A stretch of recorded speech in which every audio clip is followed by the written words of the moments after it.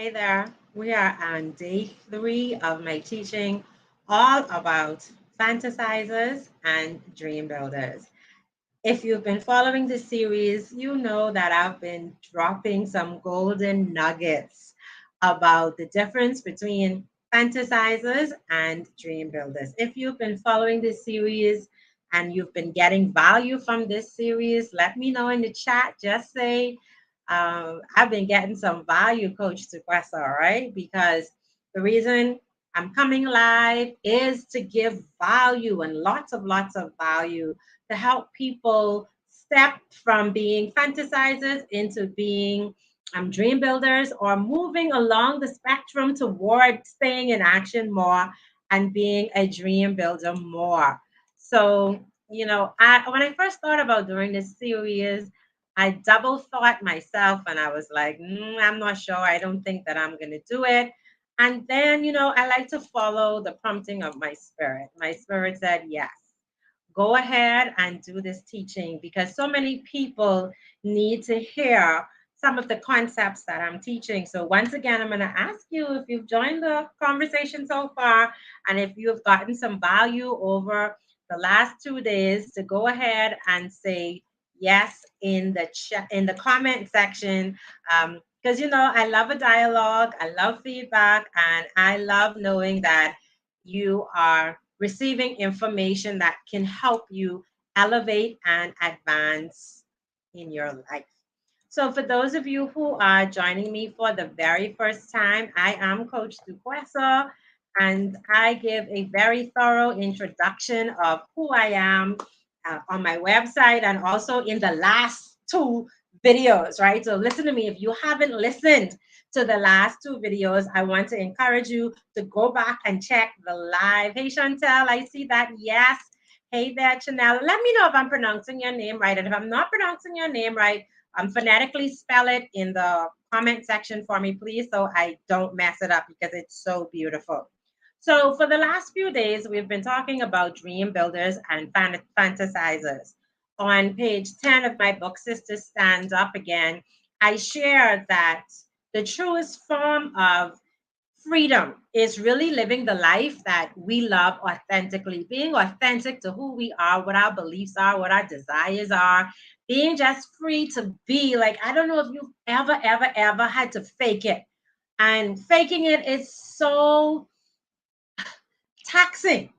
You know you're not being honest with yourself, but you have to pretend to be a particular thing for others to like you, to accept you, whatever. But it is so taxing. Thank you for letting me know that I'm saying your name perfectly. I appreciate that. All right. So we're talking about dream builders and fantasizers. And yesterday we talked about the characteristics of fantasizers and dream builders. And the day before that, we spoke about what life feels like when we live in ownership. When we live in ownership, we feel like what we're doing is the right thing for us to do. It's like we have wings and we're soaring. We don't really get tired. And if we get exhausted, we pause and refresh and come back again. It fires us up. Like we just have these big vision dreams about the assignment that we have to fulfill on earth. We are constantly outside of our comfort zones. We feel fulfilled inside, and we feel like we were actually made to do the thing that we're doing. Like, I feel like I was made to do exactly what I'm doing tonight, to teach, help, and share. We also spoke about the fact that fantasizers rely on luck while dream builders rely on discipline. We shared that fantasizers focus on the destination, dream builders focus on the journey. We said that fantasizers minimize the value of work and dream builders maximize the work that they do. We shared that dream builders create momentum, uh, fantasizers breed isolation while dream builders promote teamwork. Fantasizers sit down and wait for people to give them opportunities while dream builders are initiating the opportunities that they like. Um, the fantasizers avoid personal risk. Dream builders take the calculated risk. They embrace risk as necessary. Fantasizers make other people responsible for everything that's going on in their life, while dream builders take responsibility. And then finally, fantasizers make everything and everybody else a priority before themselves when dream builders understand that they have to invest in their dreams and put themselves first. So I'm so happy to see you guys joining me. Hey, Yolanda, thank you for being here today. I see that. Yes, thank you so very much. And so today I want to concentrate my teaching on the 4 common reasons why people do not, one, either identify their dreams, or two, pursue their dreams. Because sometimes we know what we're called to do, sometimes we identify what our strengths and what our passions are, but these common reasons prevent us from actually taking action towards achieving them. Now, as we have this dialogue today, if any of these reasons resonate with you, if you've seen anybody else, it doesn't have to be you. If you've seen any other person exemplify these things or allow these things to actually prevent them from going after their dreams and their goals, say something in the chat and say, yeah, that's a big one. All right. So blessings to you as well, Ashton. And yes, Yolanda, I'm going to just be dropping truth bombs tonight. Okay. So 4 common reasons. 4 common reasons why people give up or don't identify their dreams or give up on their dreams. The first one, I need somebody to scribe for me. So make sure that you're putting them in the comment section. The first reason is disappointment. Now, come on now. Let's be real tonight. Hey, Shavonia, thank you. We identify and don't take the jump. Absolutely. So listen now. Disappointment is one of the things that cripples us. And let's have a real conversation tonight. Like, everyone that I see commenting in the chat is an adult, which means that you're over 18 and you have had some experiences in your life. As a matter of fact, from the moment that we are born, we start having experiences. We may have this thought about what our lives would look like. Sometimes we think that it's going to be this fairy tale that we grow up of. And if you've watched fairy tales growing up, type and let me know which one was your favorite, right? I always fancy Cinderella because I'm like, okay, there's going to be this rags to riches story. There's going to be this prince in shining armor who's going to come to rescue me. So I resonated a lot with Cinderella and this happy ending. But can I tell you that life did not pan out the way the fairy tales had it all laid out, and we buy into it. We buy into it. I see Yolanda is saying Beauty and the Beast, right? So little girls are taught to look for somebody to rescue them. And men are taught to be the rescuers, right? From fairy tales, little girls are taught that you go through these situations, but it all comes up into something nice. You get married, and there's happily ever after. And we chase happily ever after. Men are taught that they are supposed to rescue women, don't really pay attention to what's happening inside of them, put their needs down and pick up everybody else's need to be macho and to be the man. And I see Ashton is saying Scooby-Dooby-Doo, always trying to solve a mystery. I love Scooby-Doo as well. Disappointments happen in life when we have an expectation and that expectation isn't met. And if we have expectations on a continuous basis that are not met, we begin to get disappointed. I was really disappointed when my knight in shining armor didn't rescue me. I was like, but how I get with this dude who's scheming and isn't honoring me, and I'm supposed to be this princess on a pedestal. And I was disappointed in the way relationships panned out because we're not really taught how to have successful relationships, right? We go based on TV, we go based on what we may see in our households. And so we really don't have the true meaning and understanding of what it takes to make relationships work.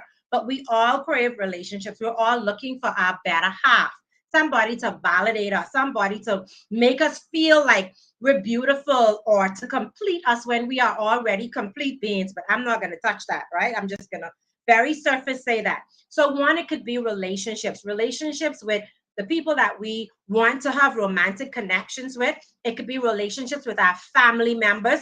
We may see toxicity for the very first time in our families and are uncertain of how to handle it. The expectation that we have of people to nurture us, to build our self-esteem and our self-value, and that doesn't happen. And so instead, we grow up broken from broken experiences. So we're disappointed in people and we can't trust people to have our best interests at heart.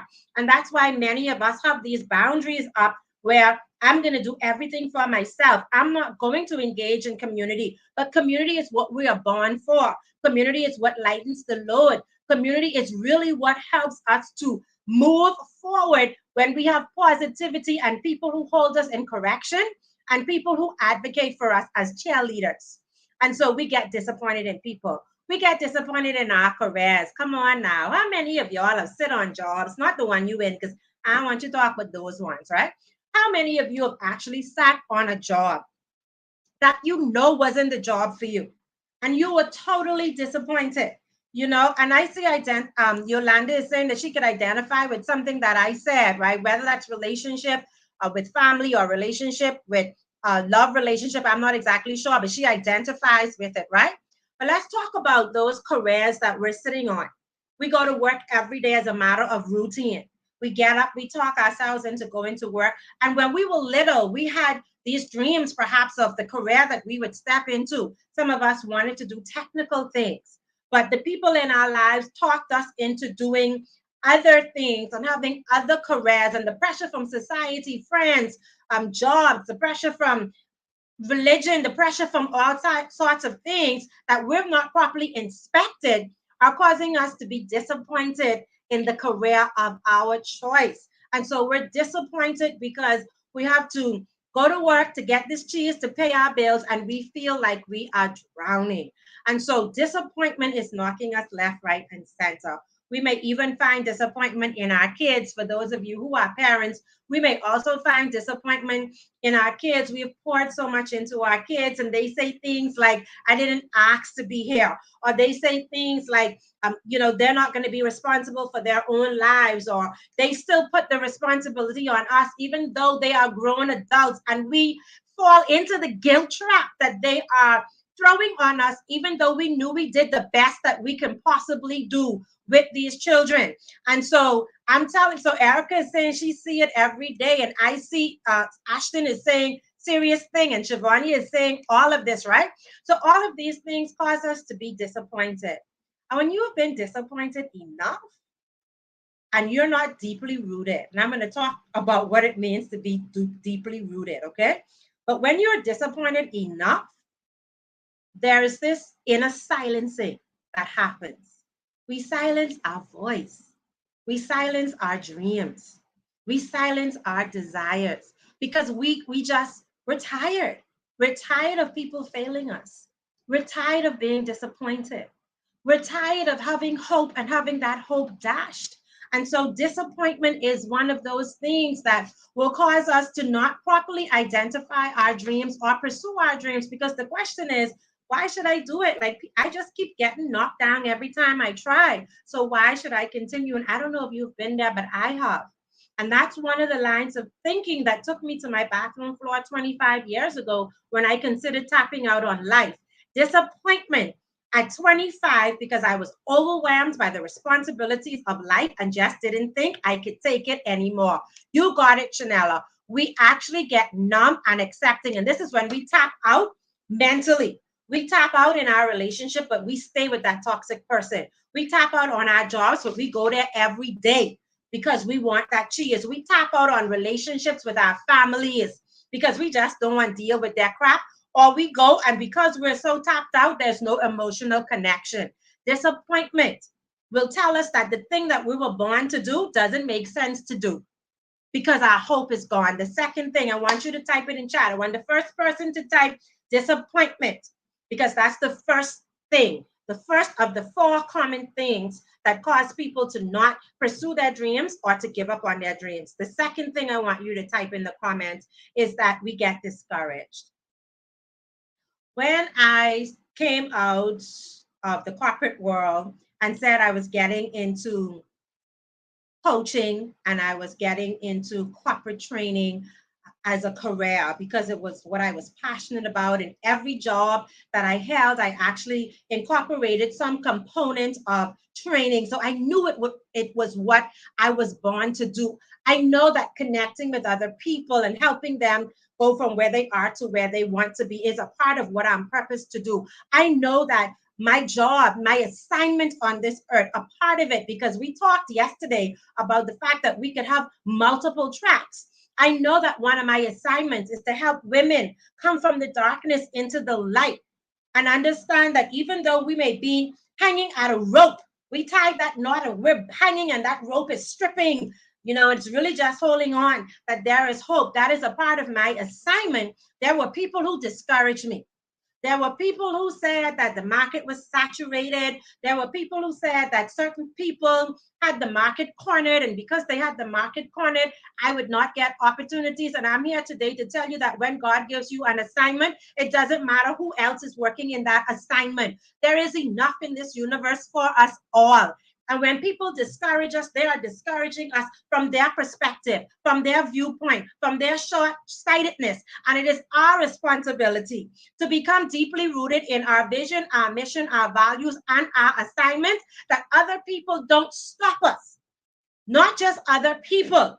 When we meet challenges, because as an entrepreneur, a self-employed person, I can tell you that 5 years in the game, it hasn't been easy. And there have been multiple challenges. There have been doors that have been closed in my face. There have been opportunities that have been given to other people. There have been all sorts of challenges along this journey. And it's easy to get discouraged if you are not rooted, if you do not have the belief that who you are is valuable, that your voice has value, that your talent is valuable, and that the world needs you because you are on assignment, other people will sway you.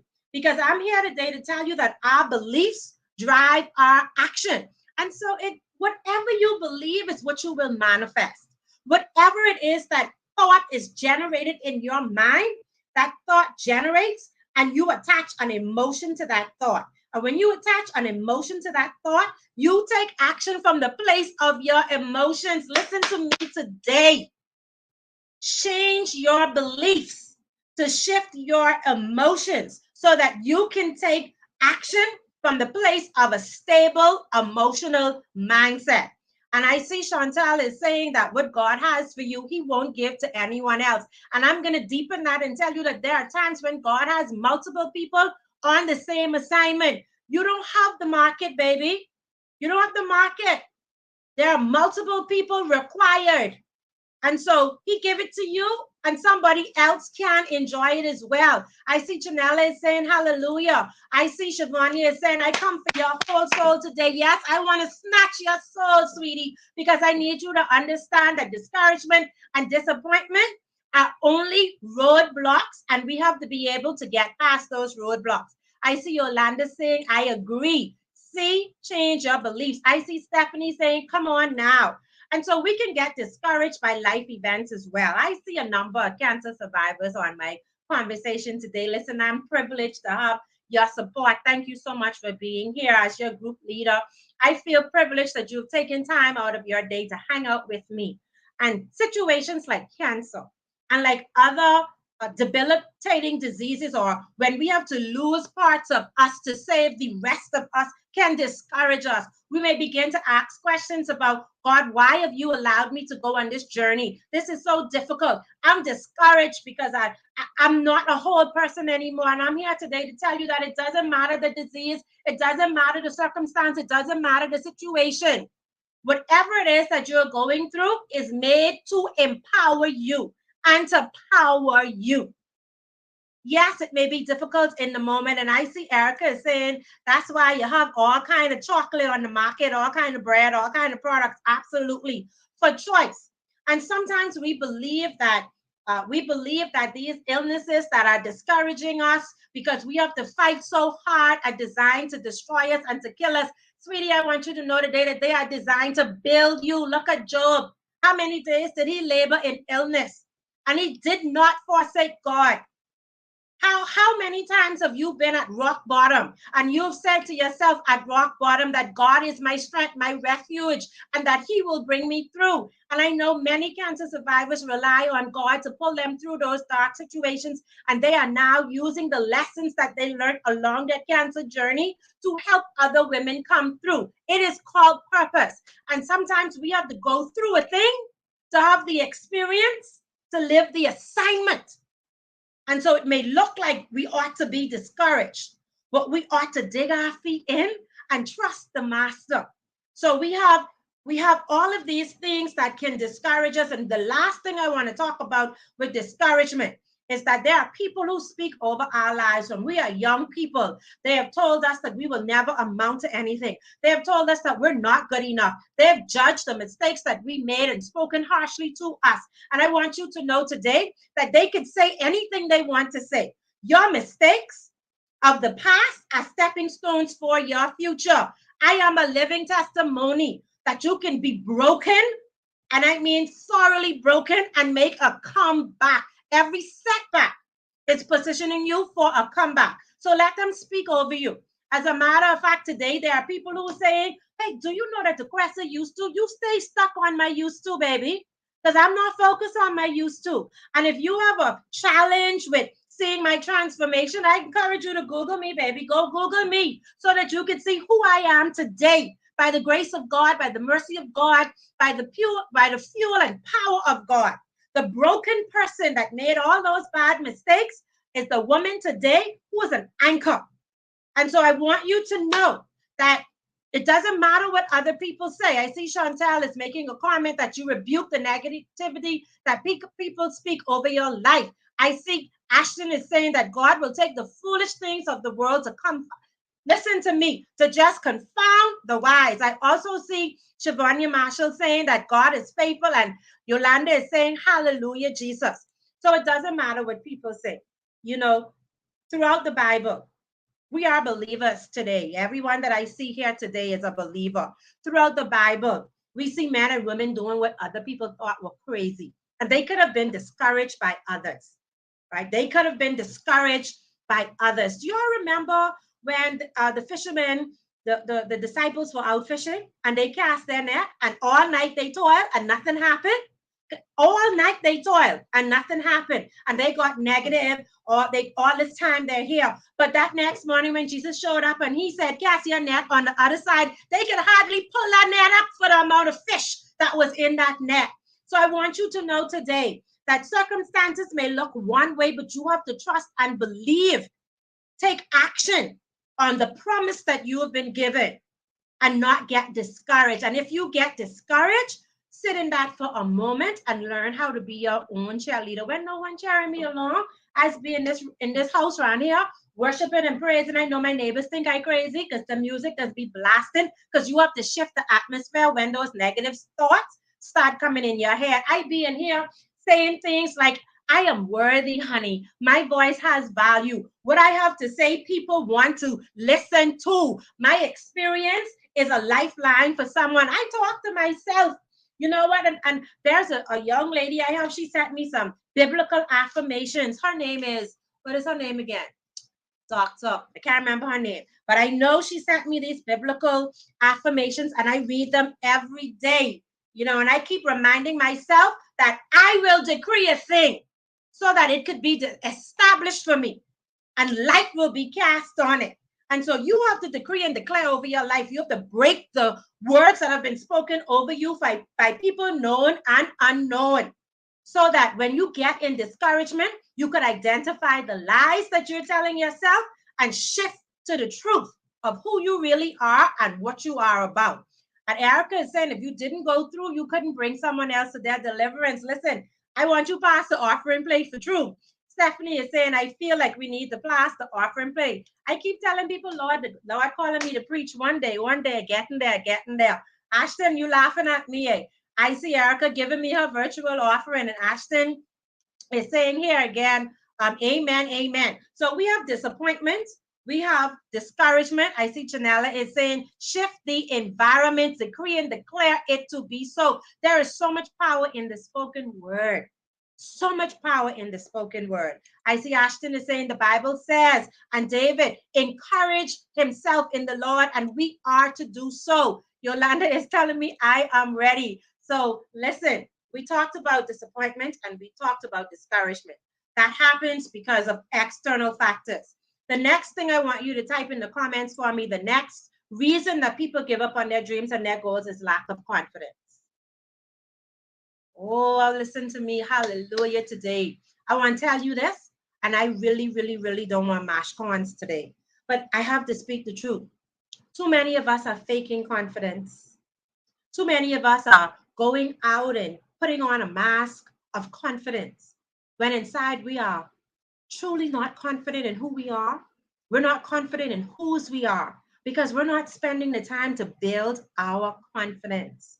As a little girl, as a little boy, who affirmed you? Who spoke into you positively as a child? Who told you that you are a gift to this world? Who told you that whatever it is that you believe that you can do, as long as you put action towards that belief, you could make that a possibility? Who affirmed you on your jobs?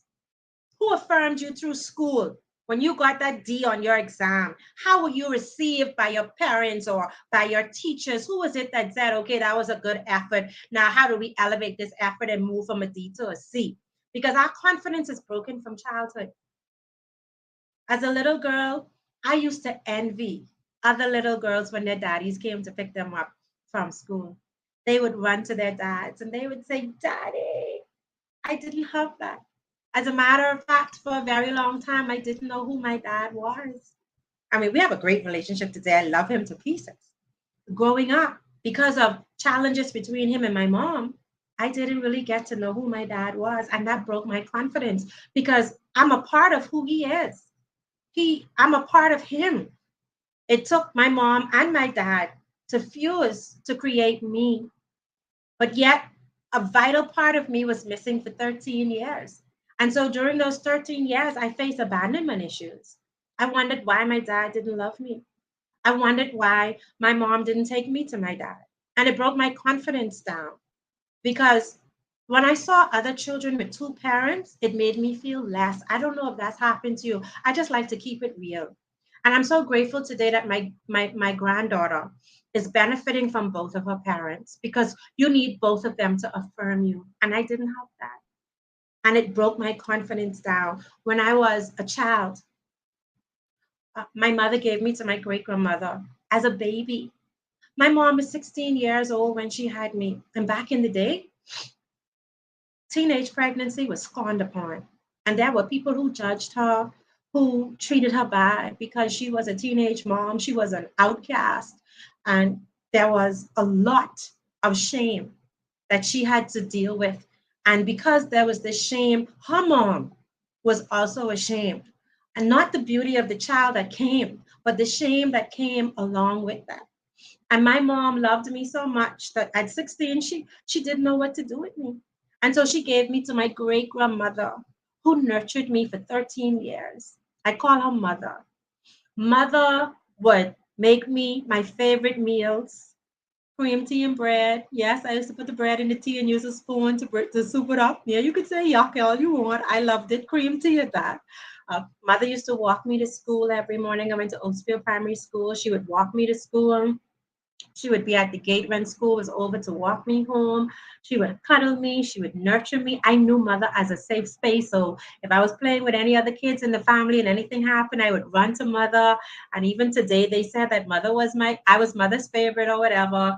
But the reality is, when mother died, I was 13. And when mother died, along with mother dying, was the person that affirmed me, that validated me, that supported me, that built my confidence. And so the attention that I was getting at home, I was no longer getting. And I became labeled as a troubled child because I was seeking attention. And so I would be disruptive in our home. Attention is attention. Parents, I want you to hear me very well today. It doesn't matter if it's positive, it doesn't matter if it's negative. If your children are being negative and you're giving them attention, they see that as attention. Okay. So attention is attention. I acted out. All right. I even gonna tell you I ran away from home. I could have been one of those girls they put on the poster that people talking about going looking for boyfriends or whatever. That was not the situation with me. I don't know if it's a situation with those young girls today, but we are a very judgmental society. I could have been on one of those posters. As a little girl, as a 13-year-old teen, I was looking for love. My friend Erica, who's on this live today, always talks about her father and how her father loved her. And she doesn't know about the struggle that many of us actually have gone through as little girls. But there's so many of us who are scarred, like Chanela is saying, that we suffer from so much scarring. We suffer from so much scarring if we don't heal. Our confidence takes a hit. And so mother died. My life just went haywire. I sought love, acceptance, validation, confidence from everything outside of me.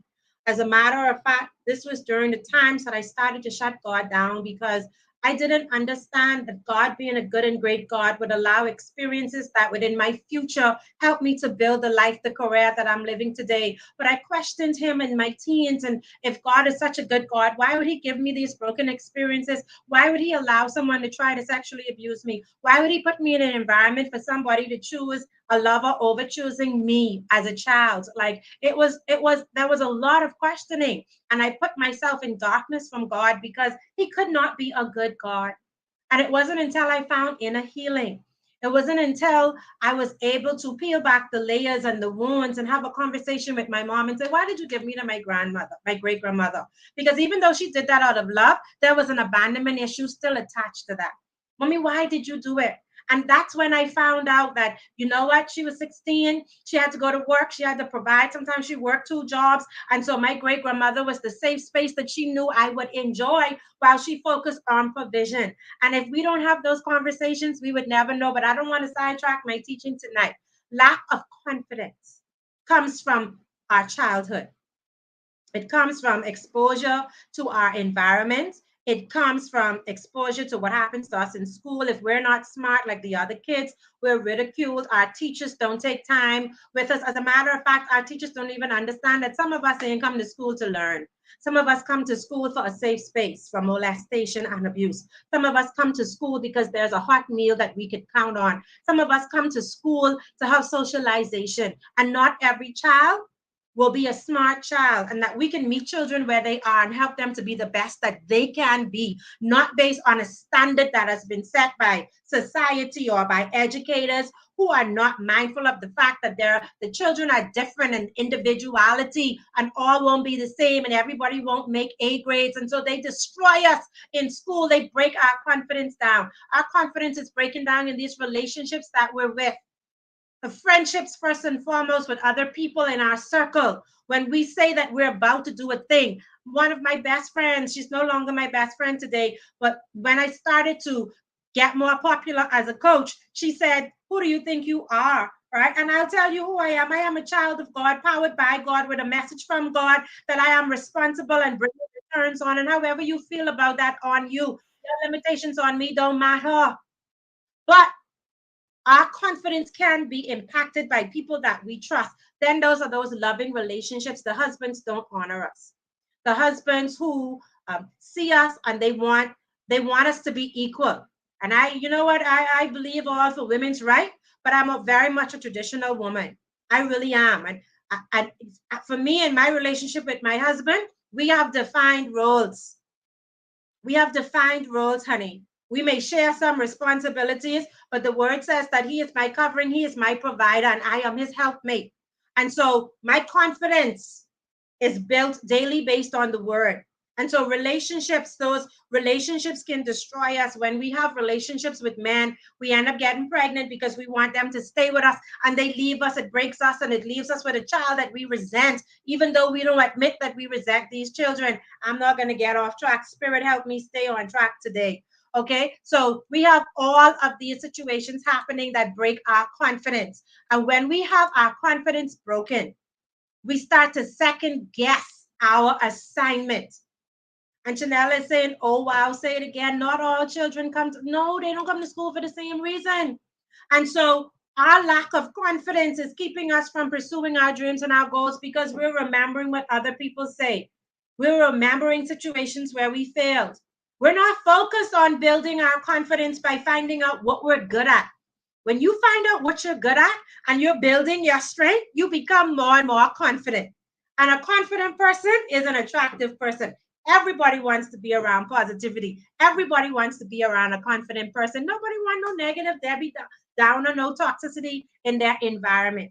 The more positive you are, the more positivity you attract because the law of magnetism says that who we are is who we will attract. So if you have a lot of negativity in your life, go inside and build some positivity so that you can begin to attract more positivity into your life. To build your self-esteem, identify your strengths and identify where you are right now as it relates to your self-esteem on a scale of 1 to 10. Is it a 1? Is it a 10? And wherever you identify it, build gradually. Every day, work towards becoming more confident.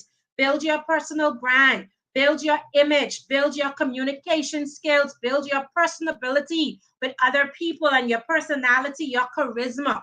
Work on all of those things so that when you step into your role and your assignment, people naturally want to help you. Today I had Janella, thank you so much for agreeing with me or letting me know that I'm not alone, that there are defined roles in marriages.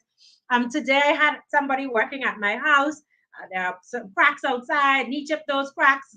This has been a year-long journey, inside and outside. So today he said to me, saying, boss, I really don't know what to charge you. And I'm like, well, first of all, don't call me boss, right? If you want to call me Dean, but don't call me boss, right? Secondly is, what's your day rate? Ma'am, I really, you're so good to me. And you've referred jobs and people are hiring me because your referrals. I really don't want to charge you. Sir, what's your day rate? Because my referral for you is based on the work that you do, and you're about to be paid by me today, buddy, because I respect you. And so stand up in your strength and be paid for it. Don't minimize the value that you bring. Some of us look at our strengths as as hobbies, mere hobbies, when we can actually be monetizing those things, those gifts that are so easy for us to do. But because it's so easy for us to do, we don't even give it a second thought. So confidence, the final thing that keeps people from building their dreams and their goals is that we start to settle. We settle for that job. You know what? It's paying the bills. I don't have to worry about how my mortgage getting paid. I don't have to worry about how the children's school fees getting paid. And yes, those things are very important, but so is your sanity. So is your mental health. So if you are in a bad work environment, if you are working in a role that you know is not the one for you, can I encourage you to make that a meantime situation? That, okay, this is what I have to do right now, and I'm going to develop myself. I'm going to work on elevating my skills. I'm going to work on becoming an expert in my field, and then I'm going to step into that career. So while I'm working on this job that's paying me $500 a week, I'm going to take the money from this job and pay my bills, and then I'm going to take a percentage of that and invest in myself so that I can start building myself to step into the career that I actually want. I'm not going to buy that Gucci bag. I'm not going to buy them Gucci shoes. I'm not going to spend money on Louis Vuitton. I'm not going to go out and spend $200 on food every weekend, flossing and having a good time. I'm broke on Monday. I'm not going to do those things anymore. I am going to sacrifice and take that money that I am wasting. As a matter of fact, I challenge you today to create a financial journal for 1 week and write down everything that you're spending money on, so that you could see where your financial leakage is, so you could plug it and take that money that you're putting on non-essentials and that you're using to floss and show up in the world so people could think you live in this big life, and build a life that you are truly happy about being in, and not having to fake that you live in this life, that you love it. You're truly loving it. So we have to stop settling on those jobs. We have to stop settling in relationships, sis and bro. All right. Yes, I know it's hard to find partners, but can I tell you that companionship doesn't necessarily have to be romance? That companionship could be a fellowship of sisters, a fellowship of brothers, and you build and you work on yourself until you attract the person that deserves you.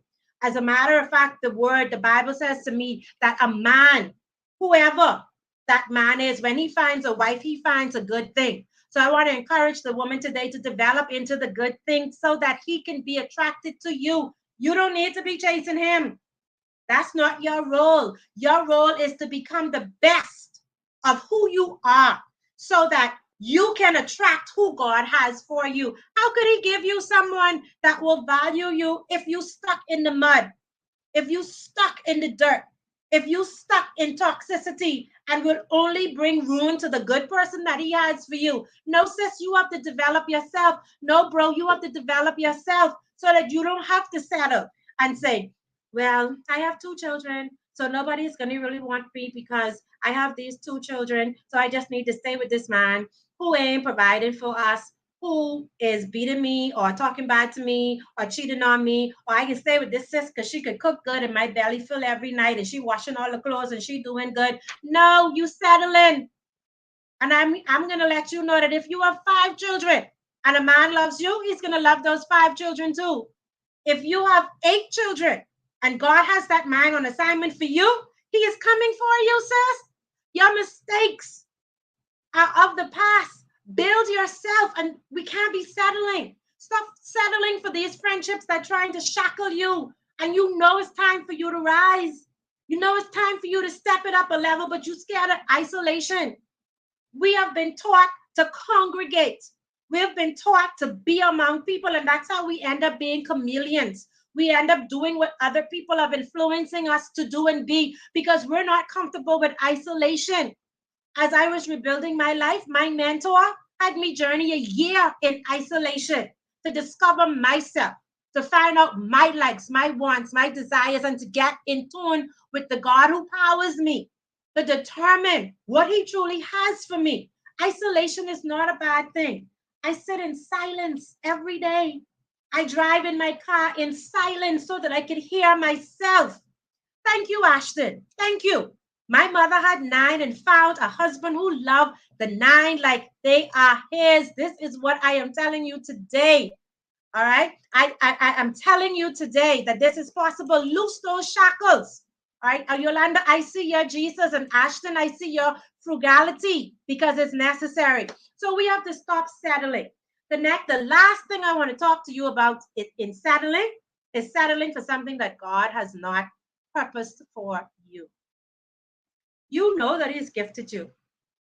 You know that He's been giving you these prompts to do a particular thing in your dreams. You're dreaming about this assignment. When you're sleeping at night, you have to get up to write things down. And you write them down, write them down, write them down. But your confidence, discouragement, and disappointment are keeping you from taking action. Even though He has given you it clearly, we have to stop settling, because when we are settling, we are robbing ourselves of the wonderful opportunities that are waiting for us. Will it be easy? No, it's not going to be easy. It's possible. It takes work to grow into all that you've been purposed to be. It takes work to step into your assignment. It takes work to be the expert at your field. Can I tell you today, and not from a braggadocious standpoint, that I very rarely have to look for work. I very rarely have to look for work. Work comes to find me. Hey, I heard you did so and so. Oh, hey, did you know so and so referred me because you did A, B, C, and D? That is when you develop your skill. That is when you practice your skill. That is when you give value 100% and give people more than they expect of you. You don't have to settle when you do that. And it absolutely comes looking for you. And so that's my teaching today, guys. That's my teaching today. I have one more teaching that I'm going to offer tomorrow. That teaching is 6 ways that you can take ownership. I'm going to take you through very quickly, very surfacely, 6 ways that you can step into ownership of your life, because we talked about what it feels like when you are in ownership. We talked about the difference between ownership and fantasizers. We talked about the fact that today's teaching, we talked about the fact that there are things that disappoint us. Absolutely. Chanela is saying that she loves isolation. And I see Ashton is saying, can't settle. God will give you the best. I was a man on crack eating out of the garbage, and my life looks like she is out of a magazine, loves the Lord, master's degree. Listen to me. You are a testimony, and you are somebody's lifeline, and a wife that loves. Yes, and I met your wife. I remember y'all from the event we spoke at. And it doesn't matter what we do in the past. Once we have that redemption and we move forward, our lives can be testimonies to others. I see Chantal is saying exactly, I don't advertise others. God sends customers my way. And Ashton, I just want to come back to your testimony and let you know that your vulnerability will anchor somebody. Because of you, there will be many people that will turn away from addiction. Because of your testimony, your life now, today, being what it is, it will be an example for many people that you can step outside of your past and rebuild, that there are people who are going to love you. There are people who are going to marry you. I am decreeing and declaring over your life today that who you are today will only advance because of the vulnerability and sharing that story and letting other people see God in you. Your Facebook post talking about the love of God, the rules of God will help to elevate you and your wife. You had a living miracle this year when your wife tapped out and she was brought back to life. And so God is powering your union. God is powering you right in this moment. So I want to encourage you to continue to be a testimony, to continue to show up and let other people know that the past is only lessons that can help you power the future. Chantal is saying, learn to love your own company. Yes, hallelujah. I join you. Yes, may the name of the King be praised. I'm telling you today, God is a merciful God. And Stephanie is saying, yes, Lord. So tomorrow we're going to wrap up this conversation. Yes, I know it's Sunday. And so while you're chilling out on Sunday, it's going to be in the evening, 7 o'clock again. You can have me in your ear as you're doing all of your tasks. I'm going to give you 6 tips to help you take ownership of your life.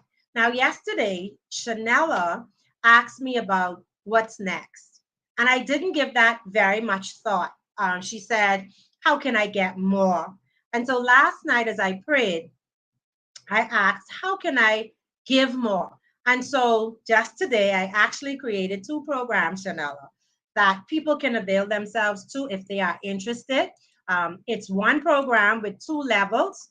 It's this I tarried with this for quite some time, and it's called the Goal Getters Club. This is where you will build your success blueprint. So if you are interested, we will craft your big vision goals and extract your 10 or 20-year goals. We'll create that blueprint to bring all of the possibilities to life, and then we're going to create your 5-year vision board together. This is an in-person seminar, okay?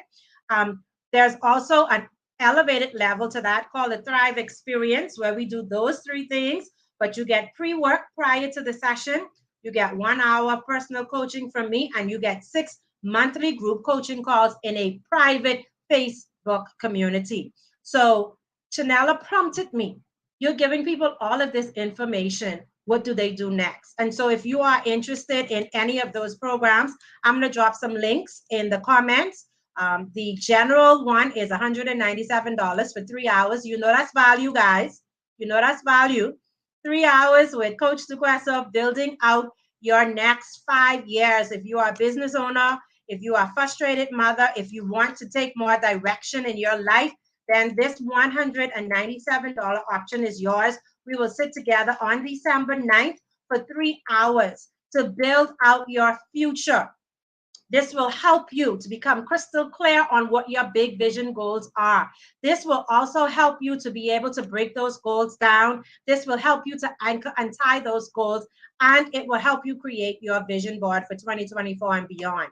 Now, if you want the Thrive experience, which is that VIP experience, then I want to share that link with you. That's $597. But you journey with me for 4 months. You join the in-person experience, but then after that, I stay with you for 4 months, where one hour every month we get together in our private community, and then you have a one-on-one call with me to go over your plan and tweak your plan. So if you want that Thrive experience, then you'd want to click the second link that I'm putting in here now. And I just want to openly thank Chanela for bringing this to my mind last night, and for me going in prayer and asking if this is the next step. And so there is no pressure. There is no, you don't have to do anything. You can grab the free all you want and use it. This is by choice. So if you want to get into the elevated experience, that's $597. You can grab that. I want you to know that I'm only taking 20 people because I'm a quality woman. I don't want 50 and I don't want 60. No, I want to work with people one-on-one. Now, as I wrap up this conversation, I want to share with you that if you don't know, if you haven't been seeing my blue dress on Facebook, last week I spoke at the Toastmasters International Convention. I spoke in front of a crowd of 700 people in person and thousands online. And here's the thing. That image of me standing in front of that crowd was sitting on my vision board for 4 years. I visualized that moment. And in that moment, I was brought to tears. And actually, after that, when I got home, I fell to my knees in gratitude and prayer and in thanksgiving because the vision was given to me. And because of the work that I've done over the years, the opportunity came to me. I didn't chase that opportunity. Somebody called me and said, the Toastmasters International Convention is coming and we want you to be a speaker. And the manifestation of that vision came to pass. I am truly grateful for the power of God and for the power of the visions that come when we are able to cast our big vision. And I am definitely open to a payment plan. Stephanie, thank you so much for asking that. So if you need a payment plan, please just inbox me and ask me for that payment plan. You can go ahead and click the link if you're ready to make the purchase. And if not, I'll see you tomorrow when we wrap up this whole series. We're going to be talking about 6 ways to take ownership of your life. And I promise you, it'll only be 30 minutes. I got to run out tonight with 50, but it'll only be 30 minutes tomorrow when we get those 6 clues that will help us take ownership of our life. Now, before I go, I'd like to ask you, did you get value from this conversation today? Type in chat at least one thing in the comments, at least one thing that you're leaving with. I'm investing so much of my time. I'm being obedient to the call of my life. I'm being obedient to the guidance of God to come and to give you this information. So let me know in the comments if you're getting value. Let me know one thing, just one thing over the last 3 days that you're going to walk away from our conversation with. And I'm going to wait right here as you type. And I see Chanela is saying that she saw me. I was amazing, very well presented and received. Thank you so very much. Thank you, Ashton.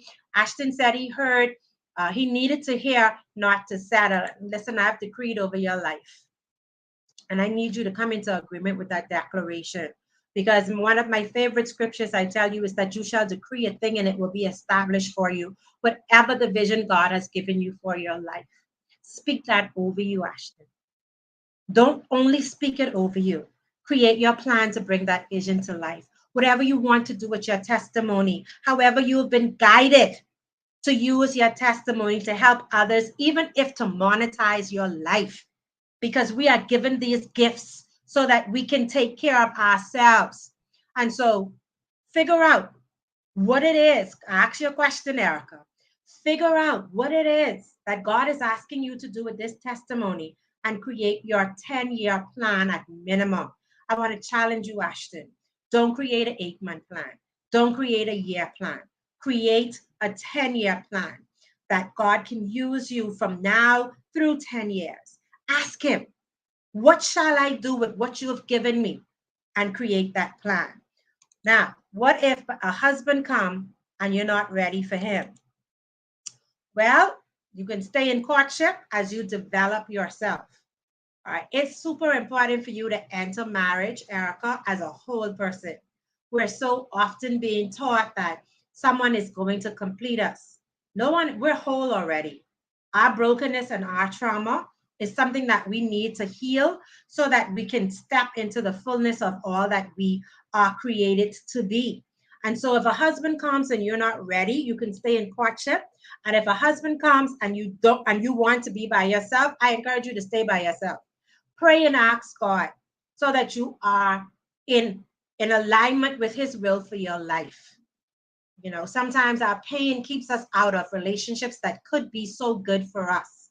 And so ask God to help you heal whatever pain exists inside the core of who you are. Sometimes we're hurt to our heart, sometimes we're hurt to our spirit, and sometimes we're hurt to our soul. And that soul hurt is when you cry and there's no sound coming out of you. Those experiences cause us to shut our emotions off and tell ourselves that we don't want love. We all want to belong. We all want to be loved. We have to first love ourselves. You are complete already. It's just now about becoming the highest version of yourself. Chanela said that I have been settling. I passed that hurdle of settling in March. Thank you for helping me tonight. No settling. Chantal is saying, I've learned not to limit myself and not to limit what God has in store for me. Chantal, the expansion of your business is imminent. You are gifted in what you do. It requires a plan, no random execution. It requires a written plan. I want to speak to you today and tell you that the circles of thoughts that go around and around and around are only designed to confuse you. To expand your business requires a written 10-year plan. Make sure that you get on that. And Yolanda is saying, oh, yes. Guys, thank you so much for your time, your attention. Thank you so much for participating in tonight's live. And I look forward to seeing you tomorrow when we wrap it all up with 6 ways to take ownership of your life. As always, I am grateful for you and grateful for the opportunity to speak into and over you. God bless you all. See you at 7 tomorrow. Take care. Bye.